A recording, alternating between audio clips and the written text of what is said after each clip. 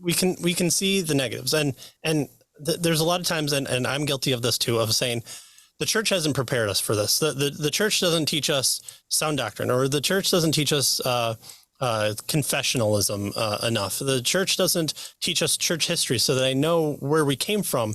And not everything started after 1952 with the microphone being taken up by Billy Graham. That there is something that happened beforehand that led him to that microphone. And no, it wasn't just Alexander Graham Bell. It'd be Nikola Tesla, but that's a different history thread. What are we doing good? What are we doing great? And what can we keep that on? And then what should we just stop? What's something so negative that there's something I in the pew, not the church, not the capital C church, not my church, lowercase c. What can I do good and what can I do bad and stop that? Where's my sanctification? I need you to sanctify me here. Well, I mean, what we can do, I think there's a host of things that I think about. But I would say the first thing is, how about let's start praying? I think there's been a huge dearth. Like, you ask any Christian about their prayer life, and 9 times out of 10 they all say, like, you know, like if you ask, I have never asked a person, hey, how's your prayer life, and heard them say, yeah, pretty good. You know, most people. Like, and so that tells me that we don't actually believe that there's a whole shelf for prayer books on this one. Yeah. I'm always trying to read a prayer book at all the time. I like all my stack of books. I always have at least one prayer book because I want to be reminding myself how important that is. And I think God chooses to work in response to prayer. I like to say it that way, that God chooses to work in response to prayer. And so if we're not praying, if we're not begging God to move in our country, in our state, which I'm much more interested in my state. I'm becoming more localist in that way. And in our local church, if we don't see God working if we're not begging God to work in our local church and our local community, well, why should we expect him to do so? And I think the big thing is prayer. You know, there was this book. I never read it, but I read the back cover of it. And I thought the concept was interesting of like concentric circles, praying circles. And I think it's probably some weird new agey thing, but that image kind of stuck with me of being like, start with your concentric circles of like praying the Lord's Prayer over yourself. You know, first praying that over myself, praying that God's name would be hallowed in my heart. That the glory of God would be my desire, my love, that his kingdom would grow in me first, that his will would be done in me, that I would want to do his will, and then move to the next circle, which is my marriage.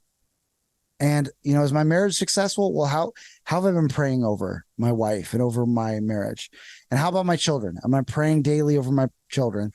And then working out to your church, praying for your leadership, not just your paid pastors, but your elders and deacons who are over your church, the people who keep watch over your soul, and then pray for your church as a whole, the community, the people. I think that's huge. And then working out to your city to be like, God, move mightily. And I think we also pray way too small about that. Like, God, can you maybe bring a few people to faith in our city? Like, how often do we pray, God, give us this city? You're like, give us this city, not like us as in our little kingdom, but your kingdom. We want to see this city become a New Jerusalem, become a Christian city, whatever your definition of that is, whether it's with all that stuff, but that God would move in this city and in my state and in my country and in my world, like to be praying those things over our areas, the areas closest to us, and then working our way out. The second thing I think we need to do is I think we need to, and this is where I would say, I'll say one thing you need to stop doing, and I'll put it. It's actually a positive, but I'll follow your system and do it as a negative. We need to stop expecting that someone else is going to raise our kids. We need to stop expecting that someone else is going to raise our kids. It is not, I'm sorry, it's not your Sunday school teacher's job to teach your kids about the Bible. They get 1 day a week. That's even less than if your kid goes to a public school. And even there, like, even if you send your kids to a great Christian school that's a classical education model, because those are the best ones, then even if you're doing that, I'm sorry, your audience doesn't know me. I do this. I joke in hyperbole about how my ideas are all the best ideas. I don't actually look down on anyone who does otherwise. That's part of my shtick. But like, even if you have the best school, the best Christian school in the world, it's not going to work unless it's being reinforced at home. And so I think things like catechisms are so important for catechizing your children, by which I mean actual catechisms. And there's the New City Catechisms, a really simple introduction. They also Founders Ministry, which is a Reformed Baptist wing of the Southern Baptist Church. They have a really good catechism for children. And just get those and start teaching them catechisms, and then start and read the Bible with them regularly. The older they get, the more intense your biblical training should get with them. And then the pushback always is like, well, I don't really know, and I know that they're experts. And I'm like, man, I taught my youth group apologetics last year. I am an idiot when it comes to apologetics, but I learned so much by doing that. Sometimes teaching is the best way to learn. You're going to, while you're catechizing your children and you're trying to stay like 2 questions ahead of them, you're going to find that your own knowledge is going to be growing, and your study of the Bible is going to get deeper, and you're going to find that you're going to get deeper in teaching them. And so don't be afraid of being not an expert. That's why you have pastors to ask them questions. But don't expect someone else, even your pastor, even your youth pastor. I mean, as a youth pastor, I'm going to tell you, the biggest frustration I have is parents who expect me to be teaching their kids. Like, no, I get them 1, maybe 2 days a week. You get them every day. You need to be doing the teaching. You need to be raising them in the faith. And the only ones, and honestly, the ones that I have the most success with are the ones who are getting reinforcement at home. And so they're desiring to hear more of the words, so they're ready when I start teaching them. But it started with their home, not with me. And so I think that's a big thing, is like, if the next generation is going to be, if the next generation is the future church, then we need to stop expecting someone else to raise it up. I think that's very Americanized of us, is, you know, we have this assembly line process where it's like, oh, it's the pastor's job. We pay him. I'm going to bring my unbelieving friend to church, and that's how they're going to get saved, through osmosis of great teaching. I'm you know, it looks like he didn't get it. So I'm going to go to the welcome line. Hi, Pastor. How's it going? This is my friend, Josh. Josh is an unbeliever. All right. See you later, Pastor. Yeah. Good luck. You're with Josh. Yeah. Absolutely not. You know, it's the desire for us to laud the early church should always be taken with a grain of salt, because they weren't perfect, but they had to get converts through the gumption of going out to people who might turn them in to get killed, and tell them, have you heard about Jesus? Yeah. He's actually Lord, not Caesar.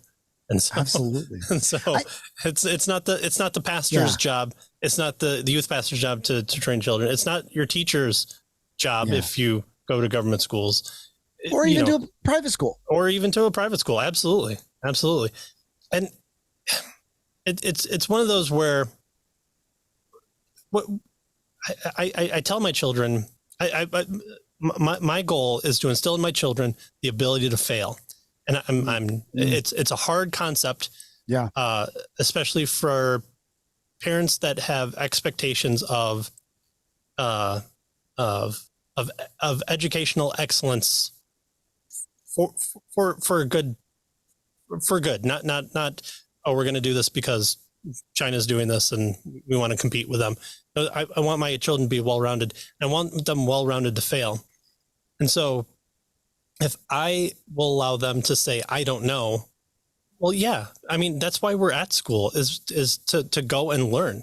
If you didn't know your 5 times table, then we would just move on because you already knew it. And so when we get our children asking us, can you really explain to us what the Trinity is? And you go, let Dad have a week to read a book. I mean, what are our kids going to do? They're going to take to Twitter and lambaste us for being a terrible father. I mean, maybe that they're pretty tech savvy, but they shouldn't have phones at whatever age that they're going to ask you about the Trinity. But we should have the humiliation, in the proper form, to say, I don't know. Let me look into that from that perspective, and also say, I can kind of explain this, but it is a hard concept. Or, I've never went through the Western confessions. Let's find a song and sing them. And what I did when I did that was, all right, we're going to take the first day of the week and we're just going to listen. And then the second day I'm going to talk about it. And I'm just going to lay it all out there for you to ask questions about and do a Q&A. And hopefully you ask all the questions that I know only the answers to. And if you have young enough children, they're not that smart to be able to ask you the really hard questions. They only ask you the hard questions when it's 9:35 at night and you're really tired and they're in bed. That's the only time they ever become stoic philosophers. And you think, maybe I'm going to lose them to the devil if I don't answer this question on the fully God and fully man avenues of Jesus here. So I think, this whole, we live in such a trust the experts culture is very much. And I think it's easy, especially to mock that. Hopefully that's over. Having a couple of years of experience of where trusting the experts didn't turn out well for us. But I think we were both Austrians here, right? I may have mentioned praxeology a couple times. Yeah. In the past couple episodes. But it's division of labor is good. Like, there are people who are better suited to spend their time studying certain things and to focusing on certain things. Division of labor is good. It becomes a problem when we start to think in terms of trust the experts. Like you said, here's my unbelieving friend, get him, pastor. This is why actually one of the first conversations I had with my youth group about evangelism was, if you expect me to grow this youth ministry by evangelism, it won't happen. Because I said, I am a weird adult with a beard. Random high schoolers are not going to want me to come up to them and talk to them. And if you just hand them off to me and say, you talk to them, they are never going to answer my calls or my texts. Like, the only reason you guys are willing to talk to me is because there's an established relationship that was established in the church. This is a thing that people don't like to talk about with youth ministry, but youth pastors are the worst at evangelizing children. Like, this just it's an irrational expectation. But I think there's also a sense in which pastors should not be evangelizing as much as the rest of the church are.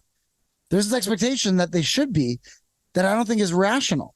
Because, hey, here's the deal. Most of my friends, most of the people I talk to are Christians. Where do you meet people?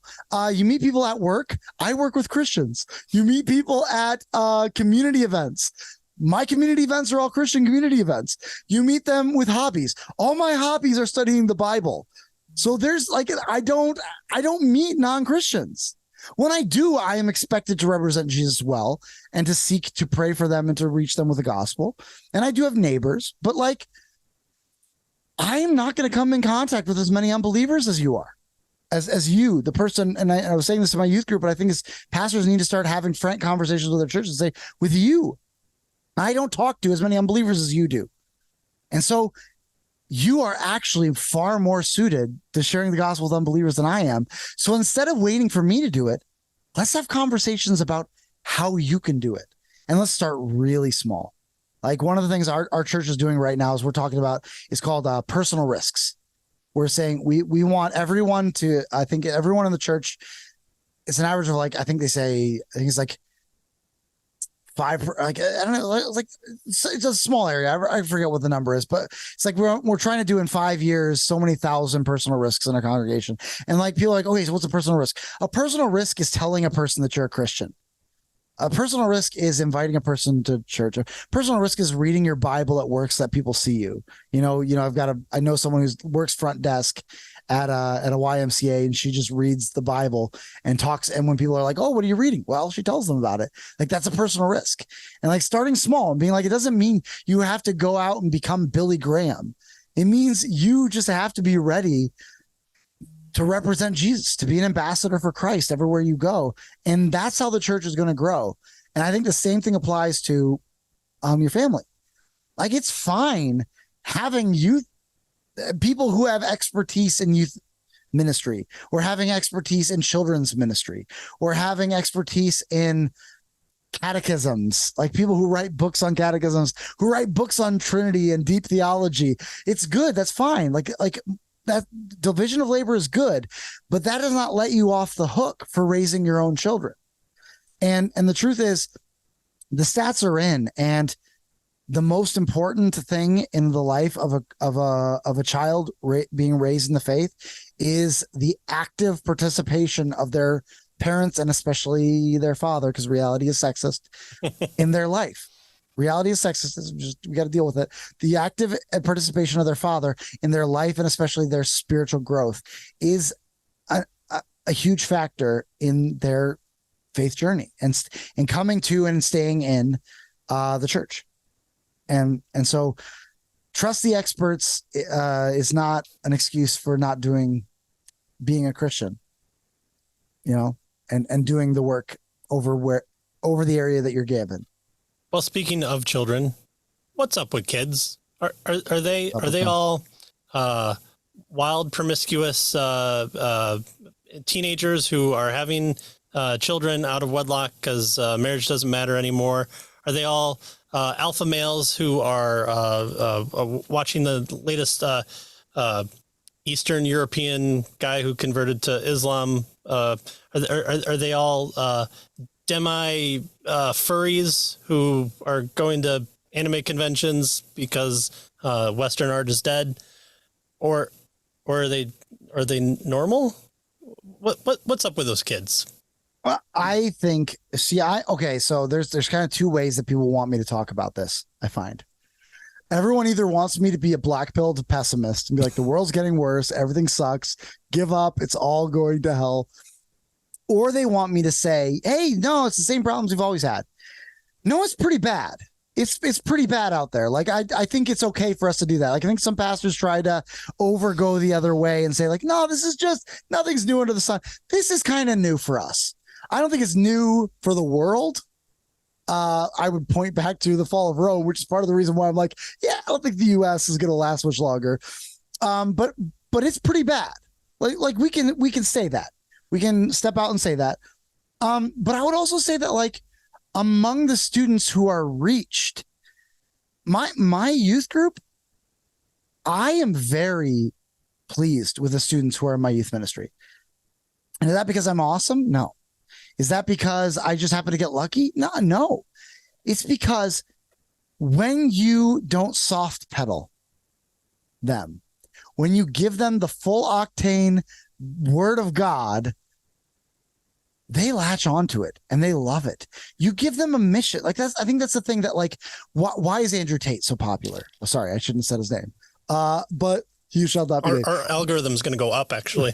Actually, yeah. What Andrew? You can title this "What Andrew Tate Can Tell Us About Christianity." The reason he's so popular, he gives us. I think there is, especially among young men, a desire for mission, a desire to feel like they're part of something bigger than themselves. This is why men love sports. This is why men love movements. There's a desire Braveheart. That's why we like Braveheart. Yeah, to feel like you're part of something bigger than yourself. And if we can show them how that Christianity is that, they get excited about that. I think give your student a mission. Give your children a mission. Give them a vision of a better world and say that this is attainable. Christ is still the one who, with a sword in his mouth, is marching and conquering this world. He is still the one who all authority in heaven and earth has been given to him. He is still the one who is with us everywhere to the end of the world, to the end of the age. He is still that same conqueror, the one who's filling all in all through his church. Like, that is huge. And there is something massive and something great about that. And you give them that mission and you say, and he has equipped you specially somehow to do that. Because that's really what the LGBTQ movement is doing, is making them feel like they're part of something bigger than themselves. Unfortunately, because the devil subverts and destroys, he's doing that by androgynous means and by destroying the masculinity in men and the femininity in women, and by killing that, making them feel part of something bigger. But what Andrew Tate is showing is, for one thing, men want, and oh my gosh, I'm blanked on his name. The other guy, 12 Rules for Living. Jordan Peterson. What they're all telling men is that it is good for you to be a man. What are they hearing in the church? The opposite of that. That if you really want to be spiritual, you need to look a little feminine. This is the second corollary of what I was saying earlier about the way we're telling pastors to preach. Preach very like this and very heartfelt, like you're a woman. And that's how we explain spirituality. The spirituality is something very feminine. Give men permission to be masculine and to do it for the glory of God, and say, but your masculinity is not some bravado, not some disgusting thing. Like, honestly, Andrew Tate, I think man is disgusting, horribly immoral but what he's tapping into is a real thing that we need to learn from, is that we have the better answer. We know the God who made men and said, it is very good.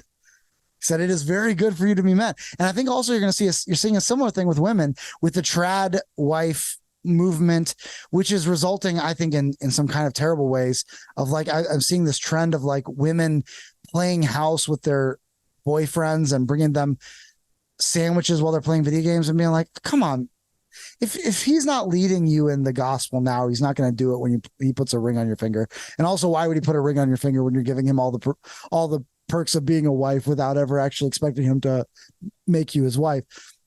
But there's I think there too is we can tap into this desire of, like, you know what, they want to embrace their femininity, and we have the gospel, we have the word of God, which says that God created the masculine ones and the feminine ones. That's what the Hebrew there. It's not the regular word for men and women. It is the masculine ones and the feminine ones. So he made us in our masculinity and our femininity, and he made that very good. In all that aspects. And that's why I will never stop encouraging. I don't have the book close to me, but I will never stop encouraging the book. It's Good to Be a Man by Michael Foster and Dominic Tennant. Tennant. Never mind. You'll find it.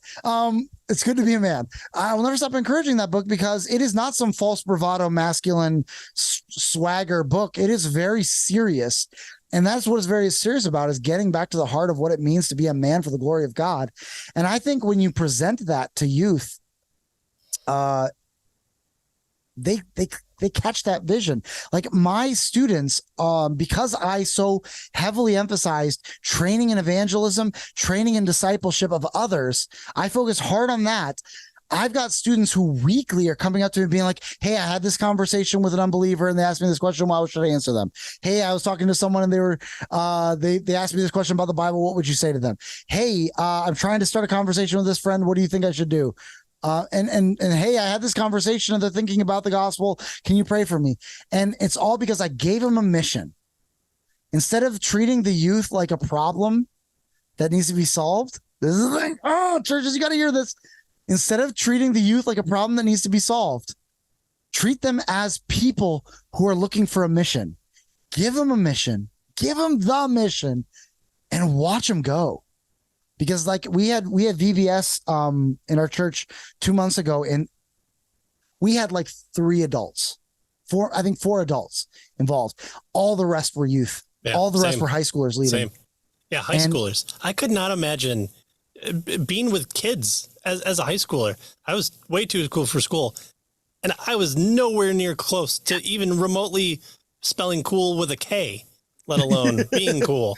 So it was really neat to see like 130 people, volunteers for my church, and like 70% of them were high school youth. And here's such a cool story. And I haven't talked to the student yet because I just heard about it literally this week.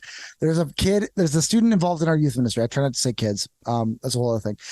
There's a student in our youth ministry who came up because one of our other students in the youth ministry shared the gospel with him when he was at VBS. And we were driving home and he said, yeah, I thought about like if I were to have kids, I would probably name one. And he said this kid's name, like, after the book of the Bible. Yeah, them. And also the student. I'm like, that is so cool. Wow. And this kid is kind of a loser. Like this kid I'm talking about, he's not one of those kids that like it's cool to hang out with. But like those are the people who Christ went after. And so that you give them the mission and you watch them go, and they're just so serious about pursuing young people younger than them with the gospel. So I didn't even tell them to sign up for a sports camp this year. They just did it. And they just did it. That's what we do for BBS, but they just did it. And it was amazing. And watching them get excited about like coming up to me and be like, I just had a conversation about the gospel with one of the kids in our group, and just give them a mission. Stop treating them like a problem that needs to be solved. And give them space to run and give them a mission, and also stop playing stupid games with them. Right. No licking peanut butter underneath armpits. Be serious. They know this is more serious than that. They know that this is flippant nonsense and that it's a waste of time. So give them the real stuff and give them a mission. You know? I think this is where apologists can come in and partner with pastors. You know, this is, the pastor was talking about, the early church in Corinth had no more than 100 people because that's the largest building we found. Well, hey, I happen to know a person who's into apologetics of first century Holy Land stuff. Let's go talk to him and figure out what the Church of Corinth looked like. Well, let me tell you what the Church of Corinth looked like. Do you want to see orgies around every bend and they're stuck in the middle of all of it because they came from that? And now they have to evangelize to it. Let's talk about the Church of Corinth. Yeah. And it's also where presuppositionalism can come in and be like, by what standard is man? By what standard is woman? Yeah. And that's just anthropology of doctrine of God that your pastor is teaching. Yeah. But your pastor is teaching in a slightly different way. But this is you, church people, not office of apologists, because there's none. This is you having an interest in that, in rearing children. By what standard do we rear children? Yeah. By ministering to the dying. Mm-hmm. By what standard do you die well? What does that mean? Mm-hmm. And so this is the absolute area where the church builds the church. And it's not this dissection of, this is your area, this is your job. Some of the hardest gospel presentations I heard was the leader of the tech ministry giving it right before a simple little Bible study before Christmas service. And whoa, that was good. If I wasn't, I think I got doubly saved from that. But it's amazing to see the church when it operates as parts of the body, but still the body, but then also understanding that you're right. It's okay to have these roles. There are offices, there are leaders, there is distinction. Giftings. Yeah. Because it must be done in orderly fashion. Yeah. But it's not to say that you can't have, there's nothing that precludes a woman from knowing pastorship really well from a biblical standpoint. She just can't hold the office. Mm-hmm. Perfectly fine. Mm-hmm. If done in order, and also it motivates men. Like, honestly, I really think it's the God telling man to not be lazy is where that comes from. And egalitarianism tends to go, all right, men, you can be lazy now. Okay, thank you. Oh, good. My wife's co-pastoring with me now. She can do all the Star Wars sagas. I'll say another thing, like I middle schoolers and high schoolers, I don't know if y'all know this, but they like arguing. And so, man, like that's why when I did an apologetics series with my youth group, they stinking loved it. Cause that's like cat out of the bag. Actually, I asked Patrick to help me to teach them. And actually we did videos like these for the whole year, where basically he would introduce the concept, and the rest of the month I would kind of unpack that concept. Man, we did Greg Kogel's tactics, because it's just a phenomenal starting point for apologetics. And they're still, to this day, they'll always, like, we'll say something and some student will look at me and be like, what do you mean by that? And then inevitably someone else will be like, how'd you come to that conclusion? And they love it. And they're using it on their, well, here's a funny thing. They're using it on their teachers too. Like, the teachers will say things that are a little bit not Christian. And they're like, okay, what do you mean by that? How'd you come to that conclusion? And they're using this, and like all their friends in the youth group are in the back of the room going, because they know what they're doing. But like they love doing that. It's fun for them. It's not just, and why not take advantage of that by teaching them how to do it well? Like, okay, you love arguing. And I do that in my way of being like, okay, you don't want to just accept what I say. Great. Let's study the scriptures together and figure out what it says. Don't just take my word for it. Like, encourage them instead of like being afraid of the questions, be like, encourage them to do the Berean work of like, all right, let's look it up. But if I'm right, then that's what the word says. We got to say that by what standard? By the word's standard, by God's standard. And you let them argue. I think that's the problem that sometimes I'm talking to parents of kids in my youth ministry. They're like, my kid's like, how do I tell them they're arguing with me? Yes, because that's the stage they're in. They want to argue with you. Let them argue, but teach them how to argue right, and teach them how to argue while being respectful. Say like, hey, I appreciate your questions. Can you ask it in a different way?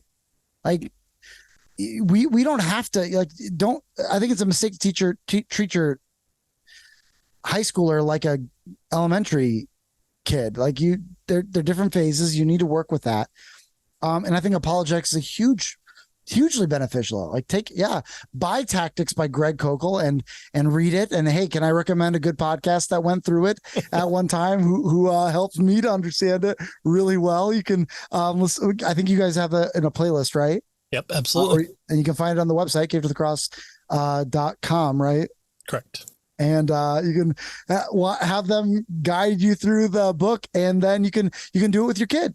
Do it with your high school or middle school student. Be like, all right, we're going to read this, we're going to talk about this, and we're going to practice it. We're going to argue with each other. We're going to ask by what standard. We're going to look at arguments that unbelievers bring and say, okay, how is this committing formal suicide, or how is this committing infanticide, or all those terms that he has, which are kind of fun. Like this, I had a lot of fun going through that book with some of my students. Like, they had a lot of fun just picking apart arguments. It's a great way to, and it's a way that you're going to learn, and you don't have to be an expert to do it, because again, other people have done it. You just have to use the resources that are available to you. You don't have to come up with your own apologetics course. You can use Cave to the Cross leading you through Tactics, and that's going to be great. I plan on doing that when my kids are older. Yeah, definitely. 5 screens on, each with different accounts, each liking, commenting, subscribing. I mean, right. It'll probably be on Rumble by that time, but That's right. All right. Well, we've talked a little bit about it, but what about something more formal? I think some of us came from, every Friday we couldn't go out with friends, and we definitely couldn't go over to friends who had family devotions, because that was family time. And sometimes it was just playing the Monopoly, because there were no other, like Settlers of Catan hadn't been invented yet. And so we didn't understand what board games could be. But am I expected to be a terrible singer, but lead hymn singing?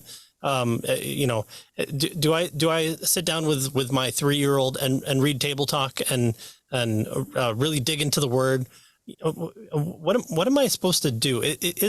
First of all, am I supposed to do family devotional? Can't I just, hey, don't hit your kid or don't hit your brother because Jesus says love our enemies. So there, I've done family devotional. That's all I need to do, right? Like, I don't need anything formal. I definitely don't need to sing. It says make a joyful noise. It doesn't say I have to be in tune. So I'm good with not sitting there. But what am I supposed to do at home to be a good leader? Because ultimately, tongue in cheek aside, I want to be a good leader, or I want to be led well. If there are any women in the audience, or you're a young adult who wants to be led in a family, to have these conversations where you can open up a devotional, get through 3 lines, but have a half-hour conversation on things that took you down the conversation route. Even with a 7 and 5-year-old, a couple days ago with a table talk, I was like 3 lines left. It's always 3 lines left, and we're having great discussion. I'm like, the completionist in me wants to read those 3 lines and move on, but my goodness, I'm not going to stop my kids from talking about Jesus perfecting our salvation. Mm-hmm. So what can I do? How can I lead well or be led well in whatever capacity that the audience is in? Yeah, I think here's an analogy.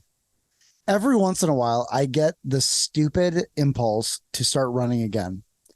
I was a runner in high school. That's what I did, and I do enjoy it. I love it when I get in the habit.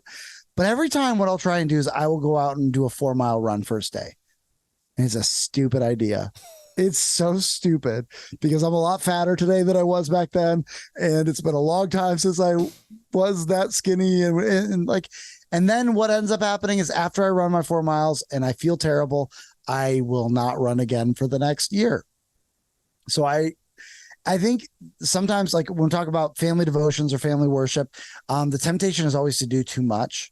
I'll say this, first of all, I think you have to do something. Those who fail to plan are planning to fail. And it's kind of like the same thing with prayer. I always say, like, people are always like, yeah, well, I mean, I don't have to pick a time to pray. I'll just pray throughout the day. And I'm like, but you won't. You won't, though. Unless you pick a time to pray, you won't pray throughout the day. The more you actually have a scheduled time to pray, the more you're going to find yourself throughout the day just praying on a lark. The same thing with family devotions and family discipleship.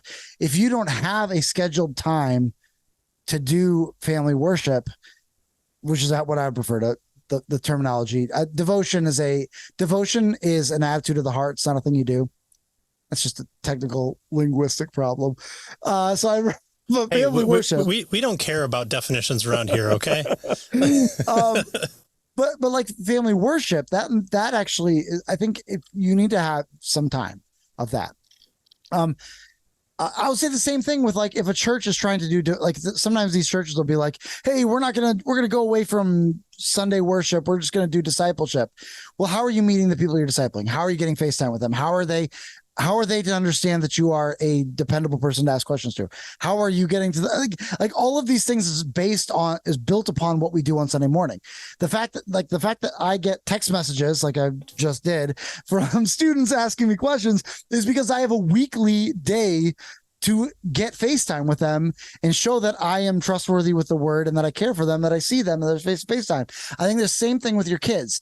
If there's not a FaceTime where you establish the habit of, we worship God in this family, we talk about God in this family, then it's not going to happen throughout the day.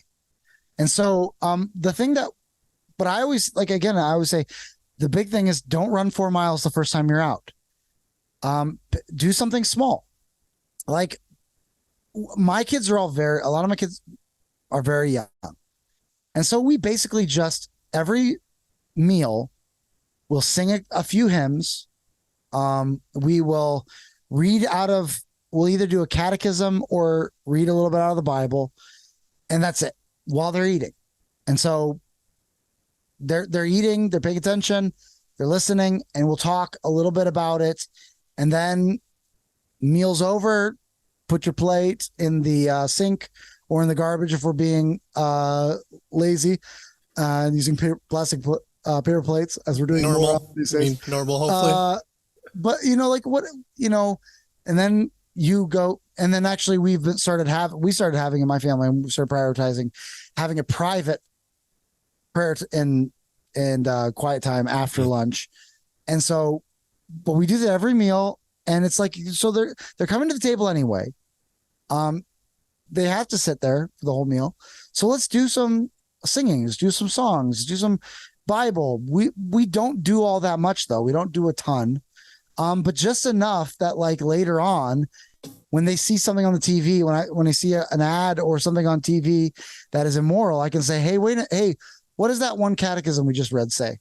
Okay, so what does that mean for that? Or like we're talking about our neighbors who don't know Jesus and being like, okay, so, what did your catechism say about that? About is there a way to salvation outside of faith in Christ? No. And what does the Bible say about even like the Spirit of God needing to regenerate their hearts when we're talking about how hard it is to convince our neighbors to become Christians? Well, we just need to be praying for them because the Spirit of God is the only one who's going to change their hearts ultimately. And so we've got something to build upon as we're talking about these things. And so having a set aside time is good, but that's also what we failed at early on with family devotions is we try to do too much. I tried to do too much, and as a result, it failed. And so be reasonable with what you can accomplish, especially with what age your kids are at, what age groups you have. But start young. I wish we had started singing a song at honestly, it's gotten to the point where it's like wherever we go, our kids are like, wait, are we going to sing before dinner? Yeah, let's sing a song before dinner. Even if it's just the doxology or the Gloria Patri, we'll do those. And even at my parents' house or my wife's parents' house, and we'll just it's kind of just become an expectation. This is part of their life. Is we sing, we pray, we read the Bible, and that's all there is. Elements wise that is necessary for worship. Sing, pray, read the Bible. And if you're not a very good singer, and if your wife needs to lead it, that's fine. If you're part of being a leader is also sometimes delegating responsibilities. And if your wife's a better singer than you are, then do that.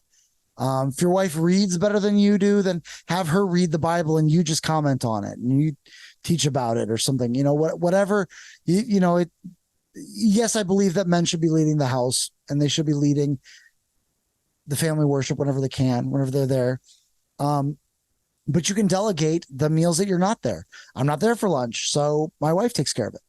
And so I tell her what I want to happen. I tell her that I want catechisms to be a priority, and I want I want the story of the Bible to be a priority more than digging into certain texts. Like I want them to have a broad picture of the Bible and in both senses, what it teaches, which is what catechisms do, and in the broad story, which is what children's Bibles do.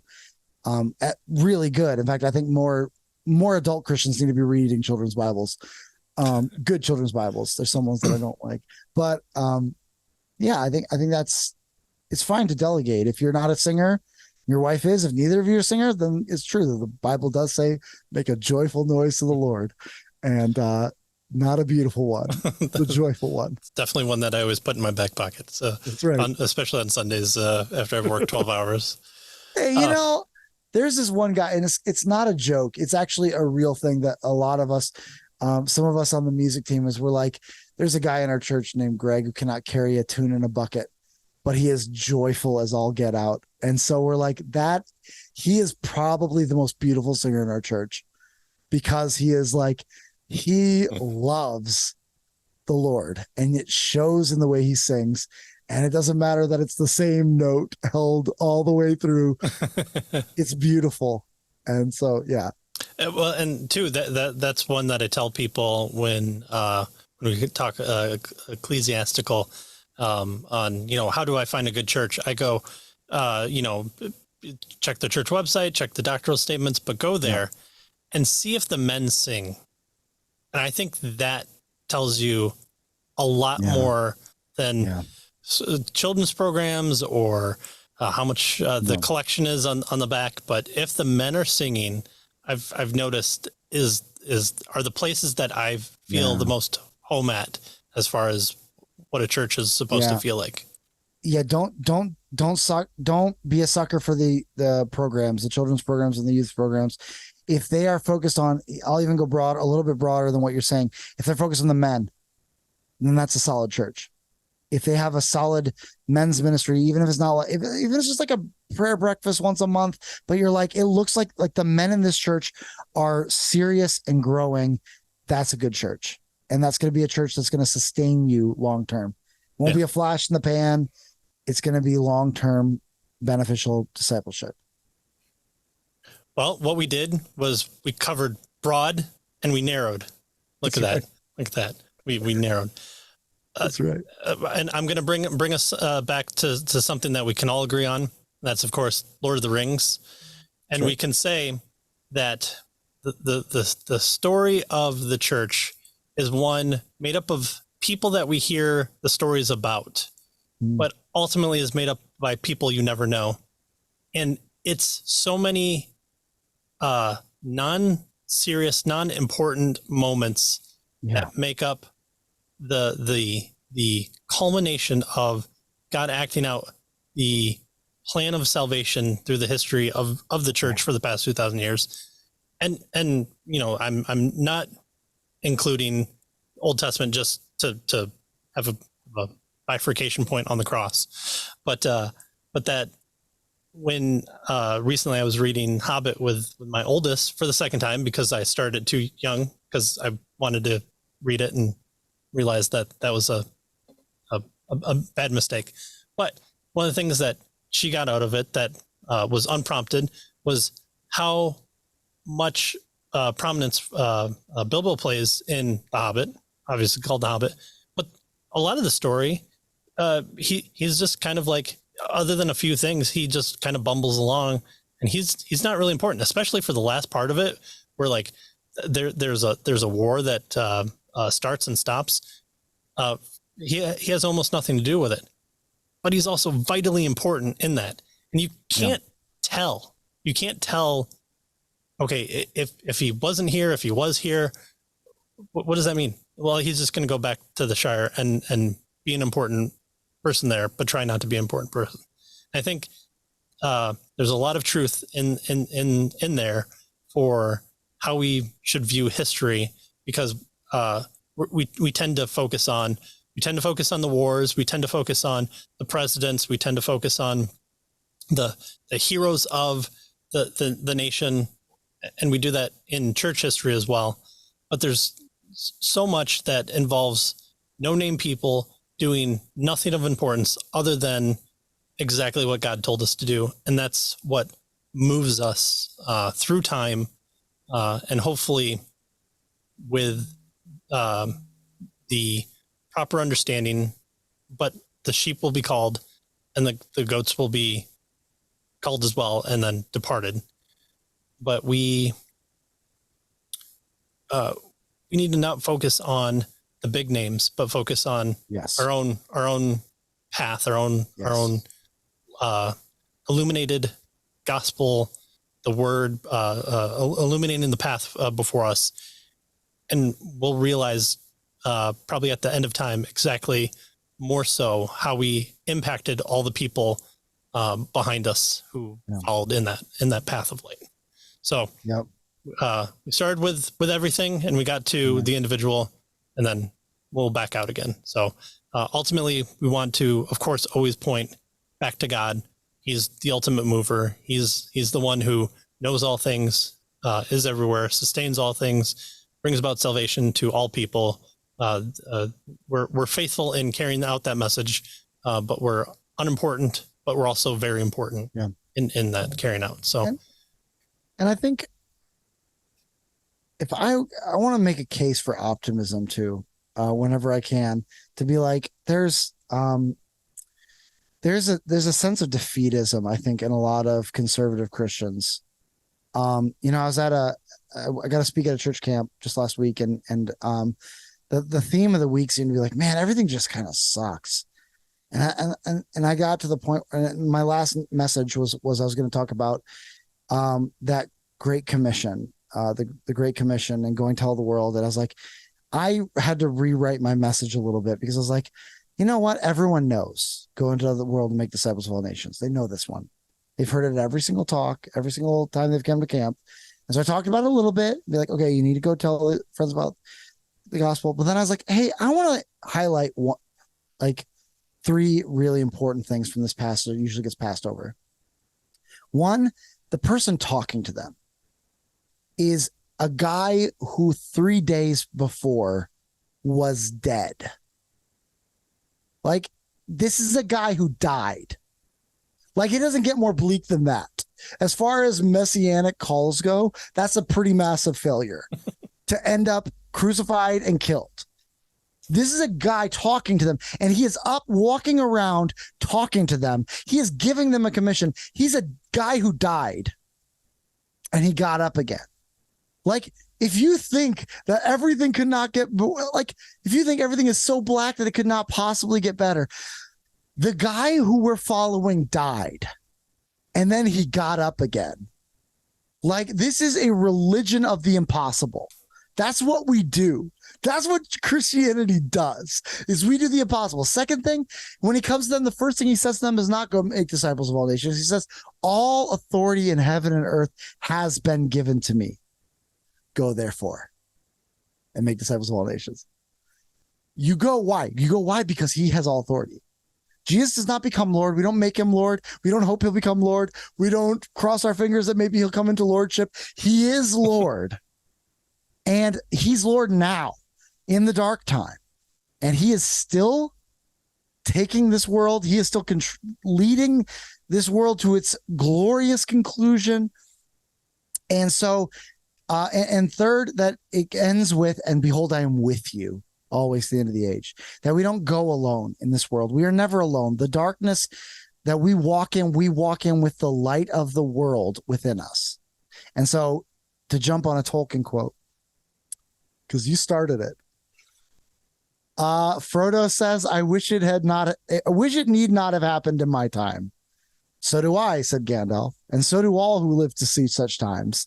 But that is not for them to decide. All we have to decide is what to do with the time that is given us. Could be that Christianity and the United States is going to fall. What are we going to do? We were given this time.